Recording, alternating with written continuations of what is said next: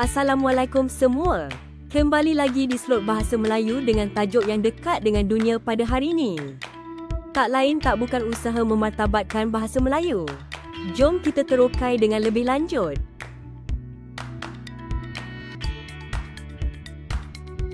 Bahasa jiwa bangsa merupakan ungkapan yang menggambarkan betapa pentingnya bahasa kepada sesebuah bangsa.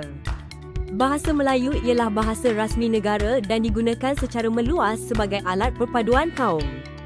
Oleh itu, pelbagai usaha perlu dilakukan untuk memastikan bahasa Melayu terus dimartabatkan dan dihormati oleh semua rakyat Malaysia. Terdapat 4 usaha utama untuk memartabatkan bahasa Melayu. Pertama, pengukuhan dalam sistem pendidikan. Kedua, peranan kerajaan. Ketiga, peranan media massa.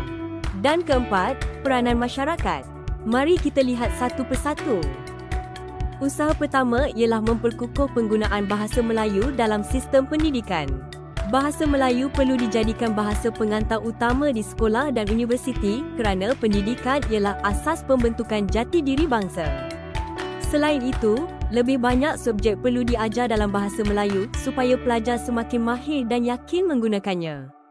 Penulisan ilmiah dalam bahasa Melayu juga perlu diperkasakan agar bahasa ini mampu berdiri sama tinggi dengan bahasa lain di peringkat antarabangsa. Jelaslah bahawa sistem pendidikan memainkan peranan penting dalam memartabatkan bahasa Melayu sebagai bahasa ilmu. Seterusnya, kerajaan memainkan peranan yang amat penting. Kerajaan perlu menguatkuasakan penggunaan bahasa Melayu dalam semua urusan rasmi. Dokumen, papan tanda dan komunikasi rasmi hendaklah menggunakan bahasa Melayu yang betul. Di samping itu, kempen seperti Cintai Bahasa Kita boleh dianjurkan untuk meningkatkan kesedaran masyarakat. Hal ini membuktikan bahawa sokongan kerajaan amat penting dalam memperkukuh kedudukan bahasa Melayu. Selain itu, media massa turut memainkan peranan besar. Televisyen, radio dan media sosial perlu menggunakan bahasa Melayu yang standard dan dramatis. Lebih banyak rancangan berkualiti dalam bahasa Melayu harus diterbitkan supaya bahasa ini terus relevan dalam era moden. Penggunaan bahasa rojak secara berlebihan juga perlu dielakkan kerana boleh menjejaskan keaslian bahasa. Tegasnya, media massa mempunyai pengaruh besar terhadap penggunaan bahasa Melayu dalam masyarakat. Usaha yang terakhir ialah peranan masyarakat. Setiap individu perlu menggunakan bahasa Melayu yang betul dalam kehidupan seharian. Rasa bangga terhadap bahasa kebangsaan perlu dipupuk agar bahasa Melayu terus dihormati. Ibu bapa juga harus menggunakan bahasa Melayu yang baik di rumah sebagai asas pembentukan bahasa anak-anak. Kesimpulannya, penglibatan masyarakat amat penting dalam memastikan bahasa Melayu terus dimartabatkan.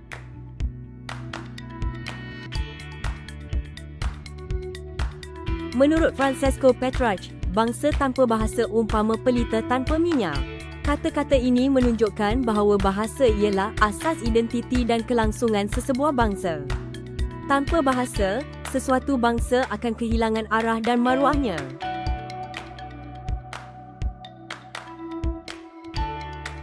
Kesimpulannya, usaha memartabatkan bahasa Melayu perlu dilaksanakan secara menyeluruh oleh kerajaan, institusi pendidikan, media massa dan masyarakat.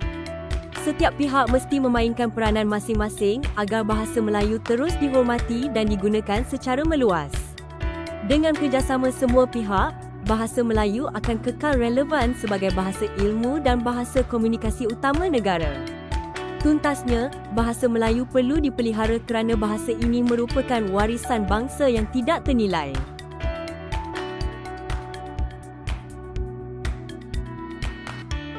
Bak kata pepatah, bahasa jiwa bangsa. Pepatah ini membuktikan bahawa bahasa mencerminkan identiti dan maruah sesuatu bangsa. Selain itu, tak lapuk dek hujan, tak lekang dek panas, menunjukkan bahawa bahasa Melayu akan terus relevan sepanjang zaman. Manakala, melentur buluh biarlah dari rebungnya, menegaskan bahawa penggunaan bahasa Melayu perlu dipupuk sejak kecil lagi. Terima kasih kerana berjaya menambah ilmu anda pada hari ini. Semoga perkongsian ini membantu anda menghasilkan karangan yang mantap dan cemerlang dalam peperiksaan. Teruskan berusaha untuk melangkah menuju kecemerlangan.